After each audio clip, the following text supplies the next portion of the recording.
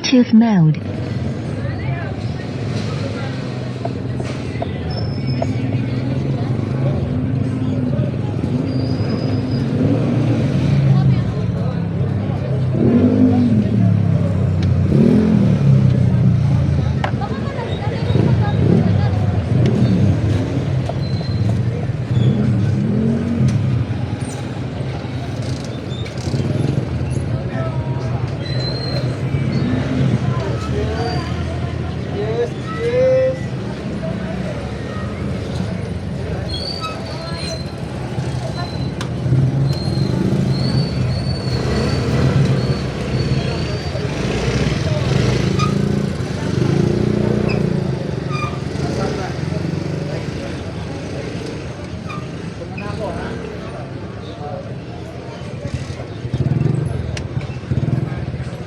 Bluetooth mode.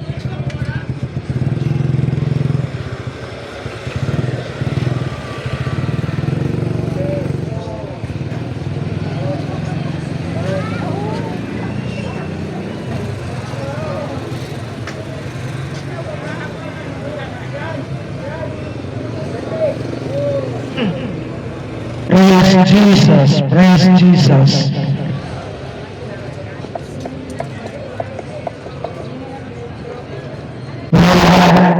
Praise Jesus, praise Jesus.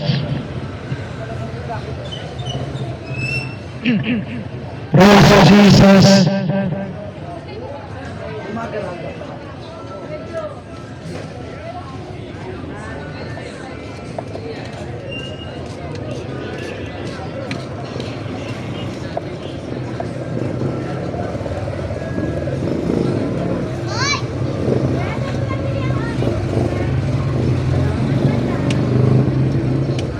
Bluetooth mode. Praise Jesus, praise Jesus. Magandang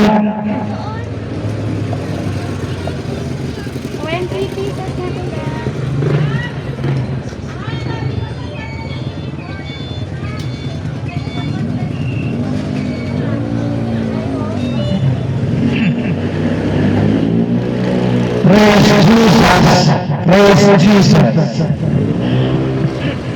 Magandang umaga po muli sa inyo mga taga San Jose. Ako po ang muling tinapo ng Panginoon sa inyong harapan upang magbahagi ng mabuting balita sa inyong lahat.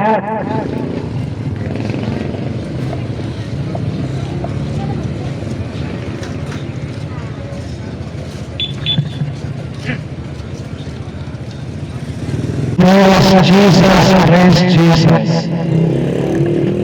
Ako po ay tinapo sa inyong harapan ng Panginoon upang ang mga taga San Jose ay magpala ng mabuting balita ng kaligtasan na ibibigay sa atin ng Panginoon sa pamamagitan ng kanyang mga salita.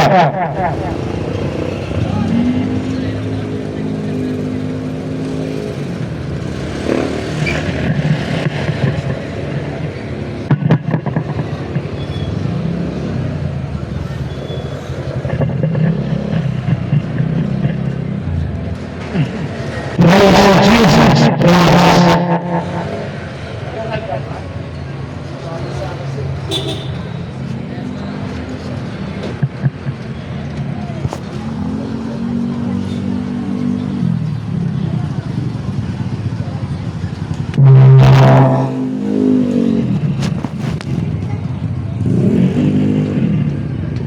Praise Jesus. Tuloy tayo.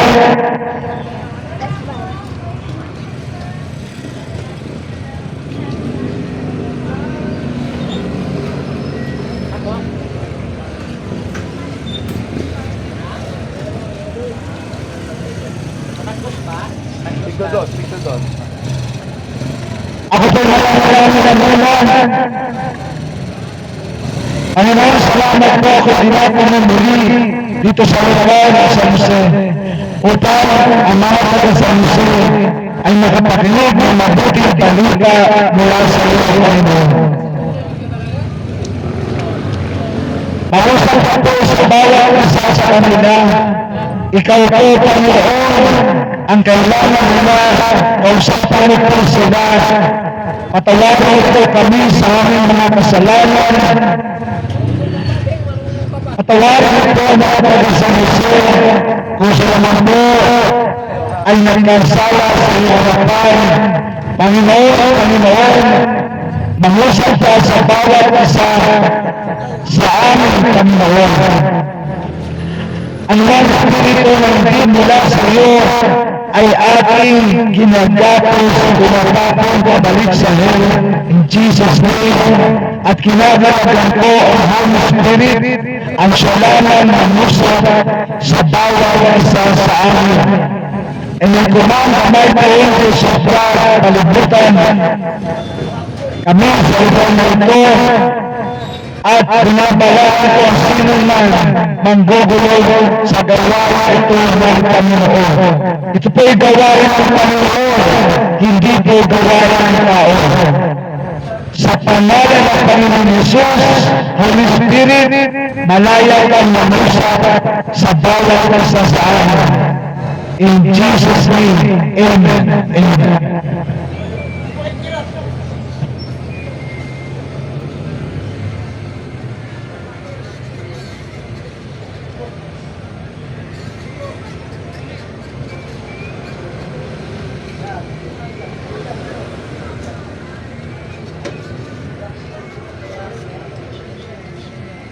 Ang sabi sa Romans 1 verse 16, for I am assured of the gospel of Christ,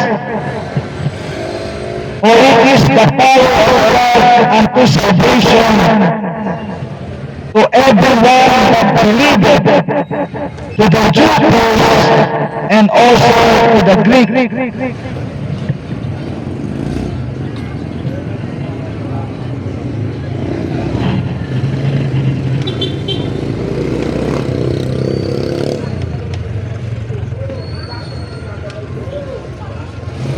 Bluetooth mode.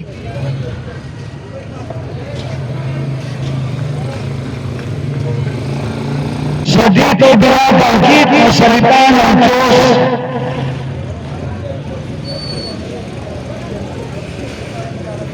Ang sabi ni Pablo, I am not ashamed of the gospel of Christ. Ang pangangaral daw ng salita ng Diyos ay hindi kinakahiya. Una ng Panginoon Jesus, nung ipinangaral niya ang paghahari ng kaharian ng Diyos, hindi nahiya ang Panginoon Jesus. Maging ang mga apostol, hindi kinahiya ang ipangaral ang kaharian ng Diyos. At ang iyong lingkod ngayon ay hindi rin nahihiya na ipangaral sa iyo ang kaharian ng Diyos. Ang sabi ito para sa ikaliligtas ng mga sasampalataya, mga taga-San Jose. Matagal-tagal kayo na hindi ako naipadala dito sa inyong harapan, subalit ngayon ay talagang napag-utusan ako ng Panginoon ipangaral sa inyo muli ang mabuting balita.